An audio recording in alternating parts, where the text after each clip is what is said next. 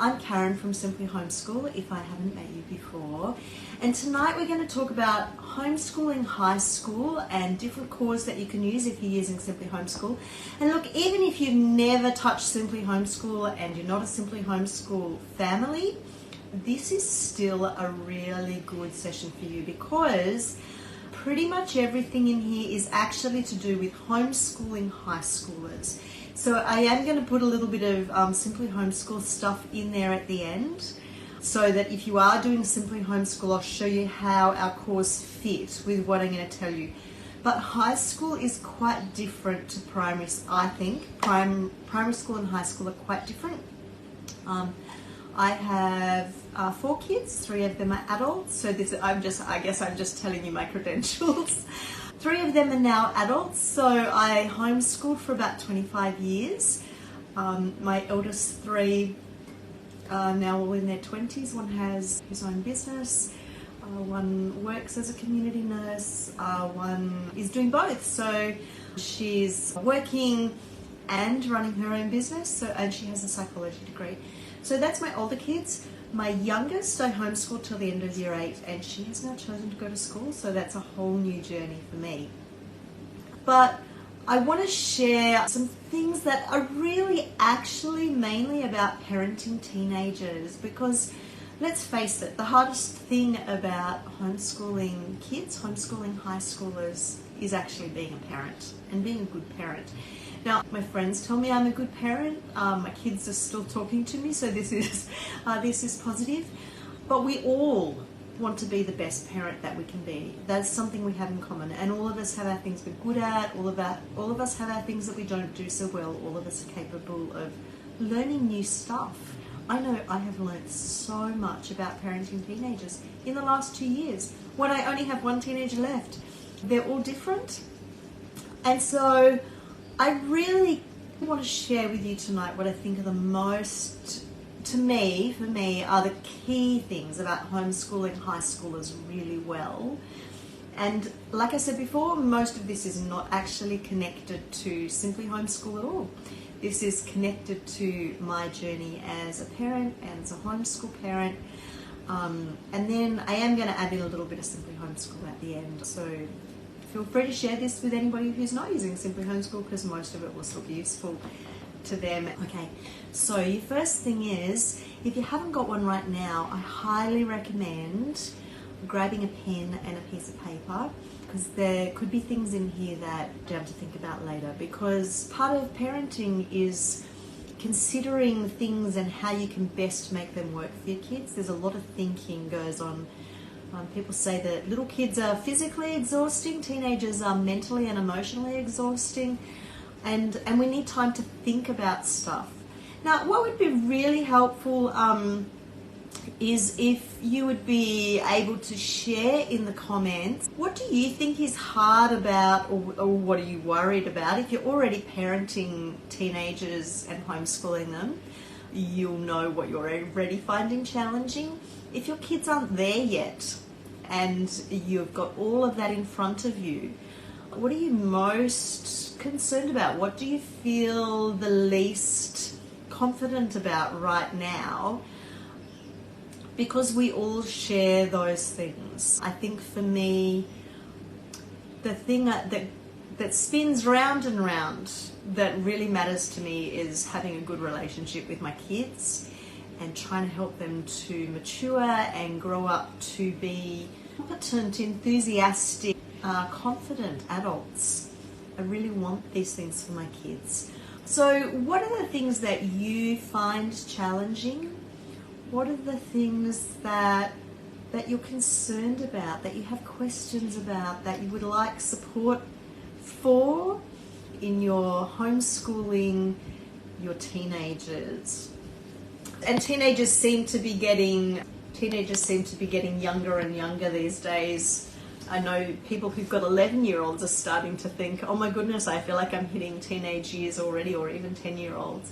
The first thing that I think is really important is, wherever you can, give them choice. If you can, start with choice.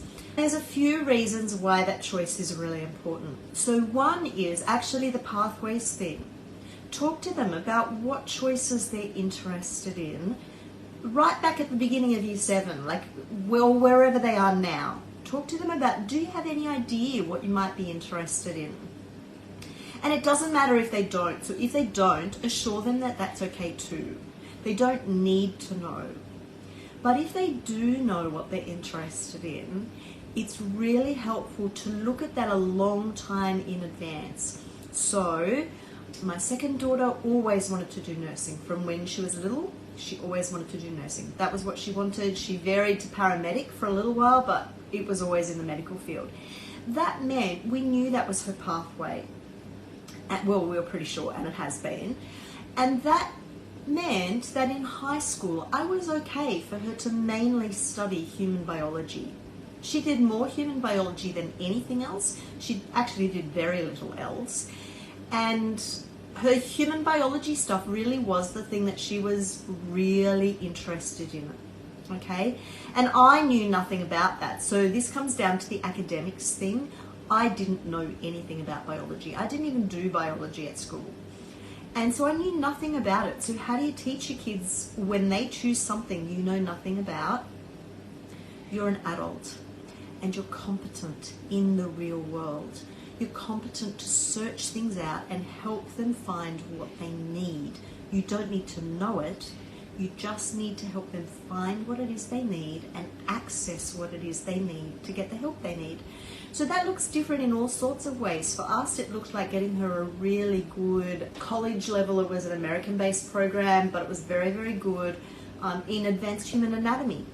I couldn't even read the textbook correctly. She would correct my pronunciation if I needed to help her. But I only needed to help her once or twice for the whole year because she was so keen, and she watched Grey's Anatomy so much, that she could read that textbook and understand it for the most part. And the things that she got stuck on, I could use my own intelligence and initiative to help her solve those problems. And I think that applies to all subjects. You just need to find them the thing that will help them keep developing their interests that they're choosing. So start with their interests. Now, I have to say, what I mean by their interests are productive, healthy interests, okay? This does not mean that if they're addicted to Minecraft, which one of my kids was, that you have to build on that one thing. Now, you may I know that homeschool parents have differences about this, okay?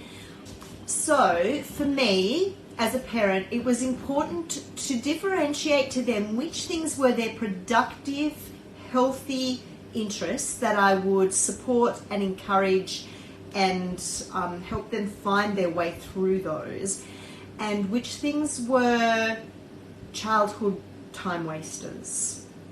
Okay, so for me, I kept saying to my son, because he was doing way too much Minecraft, and at the time he kind of needed that.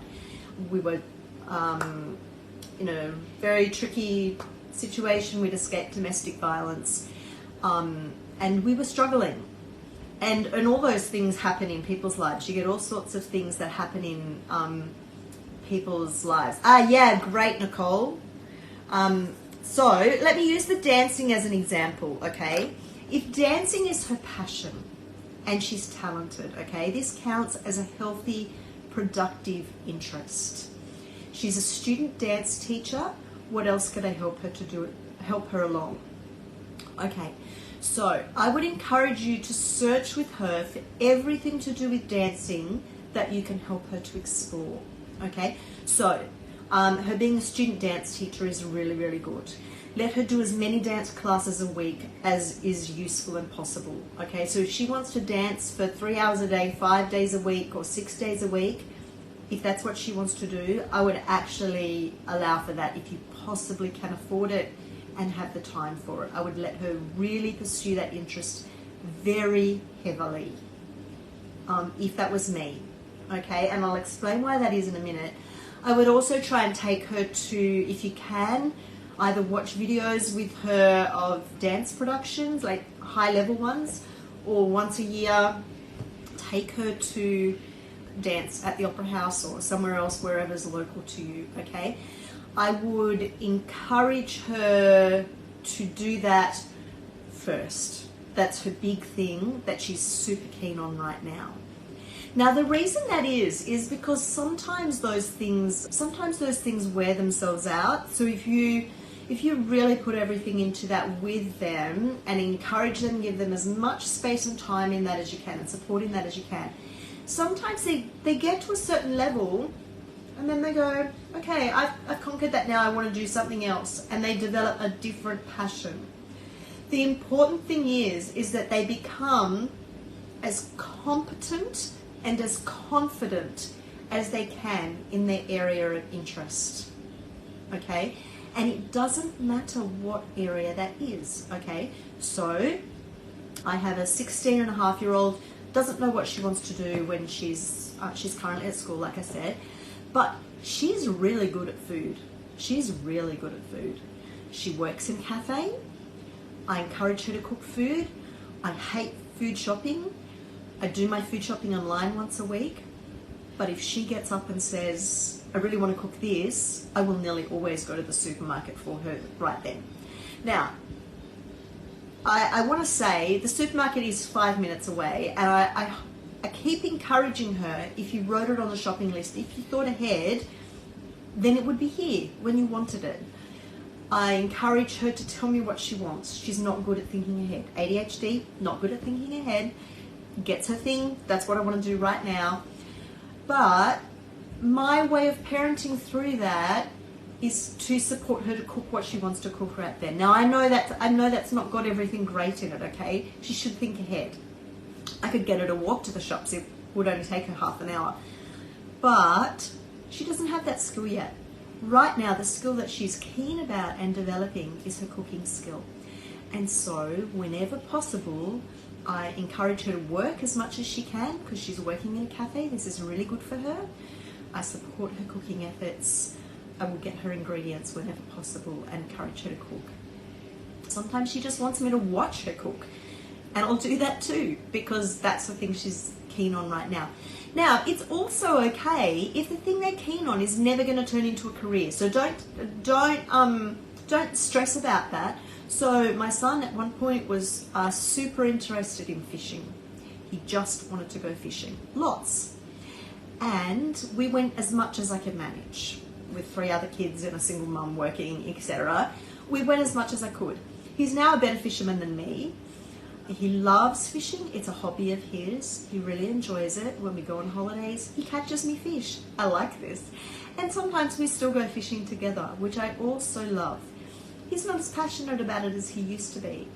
But that was actually the first space, his fishing was the first thing that he realized he had an adult level of competence, that he was able to catch fish when other adults couldn't. He's very skilled at it. And that was important because it built his confidence and his competence to a level that he felt more adult-like. And that gave him the confidence to try other things that he hadn't tried before. Okay, I think that was really significant in trying other things that he hadn't tried before. Okay, I'm taking a long time to get through this. Let me jump on to the next thing. Add what they need. Okay, so number 1 was choice. Number 2 is add what they need. Now, you as a parent know that there's going to be things that they don't really want to do, that you know are important. Okay, so I'm going to give you a list. Jot down the things that you think might be things that your teenagers is going to need that they're not interested in and won't do by themselves. Reading really good books. I am going to give you a hand with that and a list of books, show and tell soon. Writing. They need to be able to write, and they need to actually be able to write in a way that's legible. Okay? So get them to do all the filling out forms if you can. If you're filling out passport forms, get them to do it. If they're opening a bank account, get them to do it. And if they complain that their writing's not neat enough, it's a life skill. And in actual fact, your brain is actually ready to learn to write more neat once you're a teenager. Okay, so tell them, don't despair. that your writing isn't neat. This is actually a skill you can learn now, and we even have a core program for it. Okay? And I'll tell you about that in a minute. And I know that it was useful. I've done it with a class of teenagers, and they said the thing they gained out of it was neat handwriting. Okay, so some maths, enough maths that they're going to be competent to go into adult life. So all the maths that you remember that you need to function as an adult is the maths that they will need. Okay?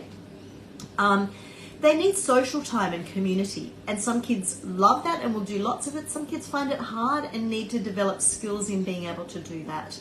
Our camps and our online classes can help with that. They need exercise. They need to actually know that exercise is important and to get it. Now, the easiest way to do that is for you to make that a priority for you. Make it a priority. Go get some exercise every day.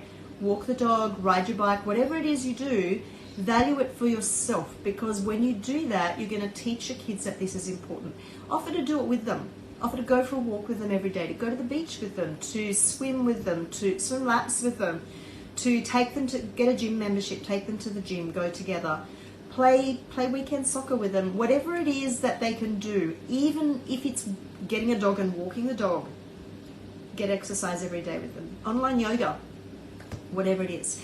So good mental health is super important, and that again means knowing how to monitor your screen time, knowing how to eat healthy food, knowing how to deal with feeling sad or feeling bad or not feeling good, finding the support, how to find the support you need, getting exercise, going outside, all that stuff, which we did in our life skills core, our life skills class last year. Any other subjects that you think these are really important, they're never going to be interested, and I just need to help them develop some knowledge and understanding of those things. Understanding where stuff is in the world, knowing a bit about history, being able to build connections with people, and being able to get a job, apply for a job, get a first aid certificate, do a barista certificate, get your driver's license. All these things are very important things that teenagers can do. Doing TAFE online classes or signing up for our online classes so that they get some experience with being able to operate in a class setting with somebody else. That's a super, super good thing. So, number one, choice. Number two, fill in what they need. Number three is a double one. So, remember what your goal is. Your goal is functional, competent adults that you have a good relationship with. Okay, that's your goal. All right? And so, keep your goal in mind all the time. Write it somewhere where you remember it, because that helps you let go of the small things. Okay? Some things don't matter. So like the thing I was telling you about before. Going to the shops at 5 minutes notice is not something I enjoy. But that doesn't matter right now, because I have a bigger goal than that. Okay? And so, keep your goal in mind all the time. Work out what your goals are. So your number one goal might be that you have a good relationship with your kids, that they're competent in something, that they have a healthy lifestyle. You will know, some of us also have faith goals, which we then mainly can pray for, but keep your goals in mind, okay, because that's where you're headed, and it helps you to let go of the smaller stuff and think strategically when you need to make choices. Now, included in that, your goal to raise them as competent adults. I have a great illustration. I love this illustration. You can draw this on your piece of paper, or I could do it on a blank piece of paper and show you. This is my cat I'm working on at the moment. Okay, so put yourself a little stick figure in the middle. Okay, so this is your child. Okay, draw one circle around the outside of your child. Okay, this circle of your child is your child and the things that they already know. Okay, so this is their current knowledge in this circle around the outside. Okay, that's what they already know. Draw another circle, concentric circle, around the outside of that one. Okay? Now, I'm having trouble because I flipped my screen so you can read my books. This center one is a circle of what they already know. All right? This one is the things they know they don't know.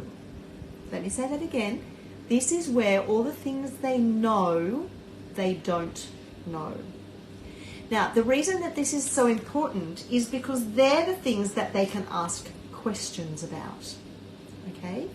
Here's the stuff you know, you can tell people this stuff. Here's the stuff you know you don't know, and you can ask questions about it. But outside this second circle is a whole universe of stuff that they don't even know that they don't even know. All right? So these are the things they don't even know that they don't know. Your goal here is to help them push out their circles. Okay? Specific content doesn't matter nearly as much as helping them push out their circles. So what you want to do is help them to ask good questions so that they learn new things. That pushes out their internal circle, okay? Because they learn new things. So they asked a question in their things they know they don't know. They learn something new that grows their internal circle. But what happens when you grow your internal circle is you also grow your outside circle because you're introduced to more that you didn't even know existed before. And sometimes they get introduced to this through subjects that they don't particularly want to study, through content that they wouldn't have necessarily chosen for themselves. But sometimes they get introduced to it naturally and easily because they push so hard into those questions in their areas of interest, okay? So they're not really circles, they're actually wobbly shapes that keep growing all the time, okay? So keep in mind your goals. Your goals are your real place to aim, okay? And then you can let the small stuff go. It helps you make calmer, better decisions as a parent. Okay, so number 1, choice. Number 2, add what they need. Number 3, remember what your goals are and help them to set goals too. Number 4 is quality. When they're doing anything, it's actually quality that matters way more than quantity. Don't try and do too much. Teenagers are coping with all sorts of other stuff, okay? They don't need to do heaps. They need to do what they do well. This is really important for adult life because you need to be able to do what you do well, do it to the best of your ability, and produce good results that you can be pleased with yourself and satisfied with your efforts and know that you are growing in competence and skill. Quality is way better than quantity. It doesn't need to be much, it just needs to be the best that they can do. Kids that are neurodiverse, give them a lot of time to excel in the things that they are good at. It's really important because they need that competence to become confident, and they're going to do that first in their areas of passion. Again, I think you want to differentiate between childhood passions that they want to grow out of, like too much screen time playing games. Okay, that is not a functional adult life. All right, and I know different people have different opinions about that, and some people do manage to make a career of writing online games, and I know that that's true. Okay, but I'm talking about things that are healthy, productive pursuits, whatever that is, whether it's raising chickens, garden, building bicycles, rebuilding a car, whatever it is. Try and help them excel in the things that they focus on and that they love, and then work hard to give them life skills, competence in everything else. So that they can be as independent as possible as an adult. So doing their own washing is a good thing.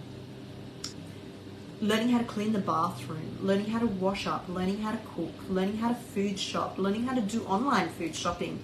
All these things are really important life skills. So help them add what they need to be competent in the real world and help them to excel in their passions. And that's really the same for everybody, but for neurodiverse kids, I think it's even more so because they face so much struggle in trying to achieve things that they feel pleased about.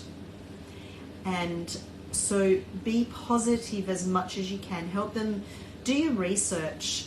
Help them understand that there are positive things to those neurodiverse things too. Do your research, figure out, okay, what are the positives? I've done that the most for ADHD. And there really are some things that ADHD brains can do that other people's brains don't do. Now, that doesn't discount that it's hard. It's got some really tough things. But major on your strengths. Help them learn to major on their strengths. Help them to see. Try and focus on their good points whenever you possibly can. Focus on their growth. Growth's a great thing to focus on. Hey, I think you're really getting better at that. I can see how much work you're putting into that.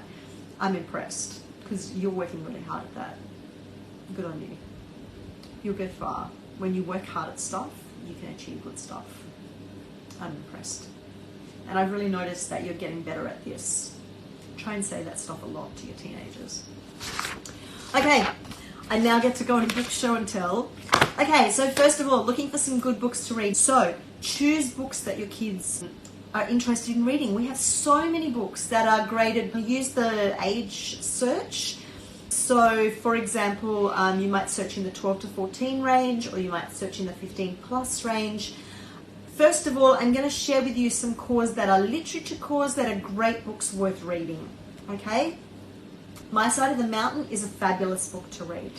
Okay? It's got a great core with it as well. It's got creating your own mini movie, outdoor skills. My kind of book. Love that book. The War Horse. This is World War II, and I'm pretty sure it's World War II. War Horse is a great story. Lots of teenagers are interested in wars, and this is a good core to do. Great book to read. Good core for literature. Paper Planes. It's also got a movie.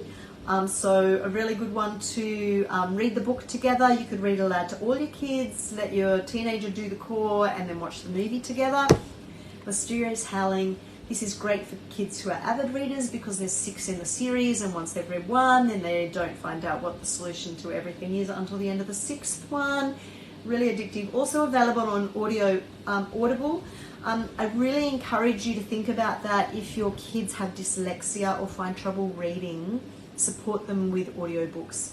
Expect them to read a lot, if you possibly can, using audiobooks if they can't devour books by themselves, because the language of written text is different to spoken text, and it builds their vocabulary a lot. So if you possibly can, get them to at least be avid audio book listeners.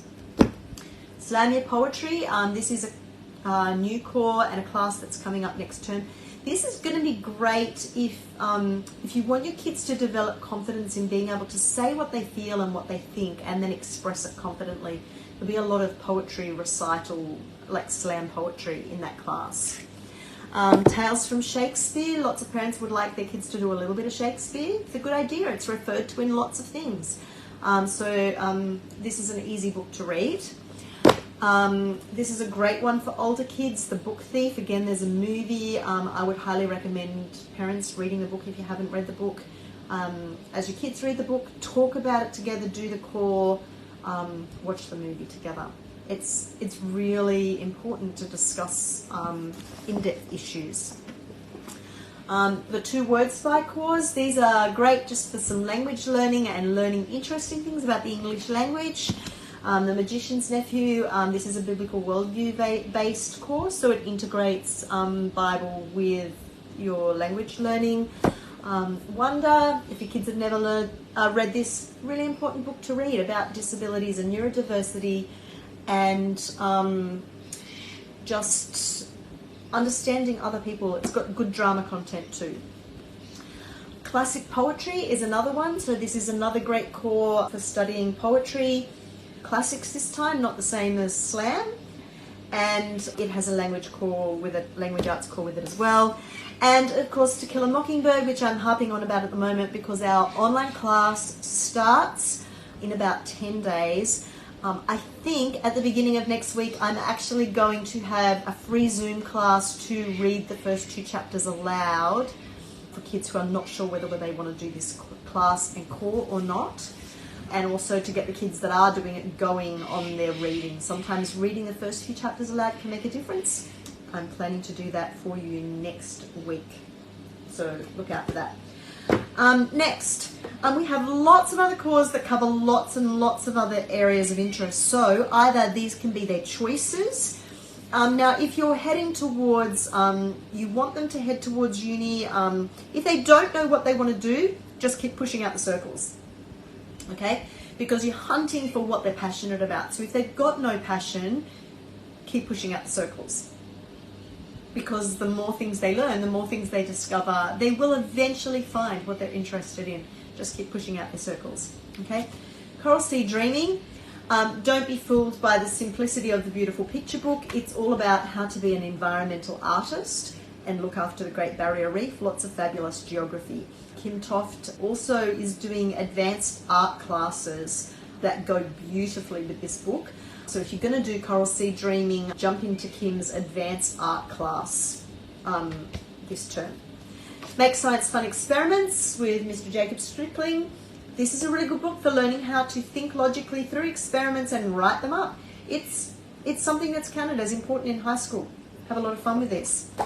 How to be a coder. This is a new core, and your kids can work through this to learn coding. Big City Atlas, if you want to do some geography, up to 14 years. This also goes down to 8 years, includes atlas work, and I'm teaching this as an online class starting in 10 days time. I'm also super enthusiastic about this. This is also going to have lots of Google Earth stuff in it, and some cooking from Africa and the Middle East. So this is going to be a lot of fun, and I'm looking forward to doing that with a bunch of kids again. All About Numbers is a great core for just real life maths. If you haven't got a child that's interested in doing systematic maths, get them to do the Money and Business class, and All About Numbers, and food shopping and saving and getting a job, opening a bank account, all that kind of stuff. These are real life math skills, okay? Super good. And Amelia, this is the handwriting core. Okay, so advanced grammar and handwriting. You do need to do a writing color level 1 before you do this one, okay, because this is complex grammar. You could do that, lots of the course have that tag, the writing color level 1 tag. Do Animalia afterward. Can't remember your name, but whoever was asking about, Nicole. You could just use the handwriting out of here if you don't want to use the grammar. You can skip the grammar and just do the handwriting. Also has some beautiful art activities, but you could actually just pick the handwriting. Okay, then we have our 100 Things to Know cores. These are really good for areas of interest. Okay, so we have Planet Earth, which there's, I think we have, do we have 1 and 2 now, I think? There will be 4 of those. Human body is still all in its 100. These ones are going to be broken down into 4, but they're not yet. So this is great for those budding nurses and doctors. Numbers, computers and coding, we all know what that's for. 100 Things to Know About Food. This is food tech and everything. I'm currently working on advanced food tech class, core elective, food tech electives. But this one is our basics one. It's great for kids in early high school. It's also a life skills core. It covers everything based on food, okay? So if you have neurodiverse kids that have learning disabilities, this is your core. Do this one. Also, we have oceans. There's a whole core on oceans and space, last but not least. And look, I probably missed some. I went into the warehouse in the front of my room. But go onto Simply Homeschool and have a look through. If you're not a Simply Homeschool member, you can grab a free trial and you can still see all of that stuff. You can see the front covers of it and the descriptions of it, and it just might give you ideas for what kinds of things that you can do with your kids. The other thing that can be really important is that I'd love you to know is building that community and relationships. We have a beautiful teens group. The teens, so this is 13 plus, very strictly 13 plus, who are in my classes will be invited to join our chat. We have a chat that some of the kids talk in every day. And that's been a really good space for them, and then they're planning to do other classes, online classes together, to go to camps together, and they're building relationships. They see each other several times a year, and that's really important. And then they talk online nearly every day, and that's a monitored chat. I'm in that chat group and they know it, and they say hello to me too and talk to me too. I've loved getting to know them. They're a great bunch of kids. Okay, let me answer some of those questions that are just coming up at the end. What happens if your child gets halfway through a subject and doesn't want to continue? That's okay. They've still pushed out their circles, okay? You can, especially those really long ones, you can break them down. So you can go, okay, we're going to do some of space. So we'll get started and we'll choose, it can be worth choosing a frame of time. So it can be worth, okay, let's see how much we get done in 5 weeks. We'll work on it like crazy for 5 weeks and really immerse ourselves in space. At the end of 5 weeks, we can stop and decide. Do we go to the end of term, or do we go for another week and finish what we're doing? Or have you had enough and we'll jump onto something else? It's okay. You're still pushing out their circles. Everything that they've learned is valuable. And remember, it's quality, not quantity, okay? So it doesn't matter if you don't get all the way through, especially those long courses. Now, that doesn't mean that you don't push them to finish things that are important for them to finish, okay? And again, you've got to think through your goals and that balance and know when to leave it, best you can, and when to go, okay, why are you stuck? And it might turn out, actually, this got really hard and I don't think I understood it 5 lessons ago, and I still don't understand it, and now I'm supposed to start writing it and I've got no idea. And you might need to actually go back into it and have a look at it with them and say, okay, what if I write for you to help you get started? Because remember, your big goal is to, might be in this case, to help them persevere. And so you go, okay, I'm happy to write for you to help you get started, but I really want you to finish this. So you find the lesson where you got lost, I'm going to read it, and then we can talk about it until you get going again, okay? But I want you to finish it, because persevering and sticking something out is an adult skill, and I want you to develop that skill, okay? This is really important.